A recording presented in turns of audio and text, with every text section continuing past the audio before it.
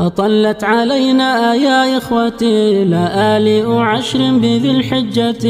وأفضل أيام عمر الفتى، فطوبى لعبد تقي مخبتي، أحب إلى الله فيها الهدى، فأخلص وحاذر من البدعة،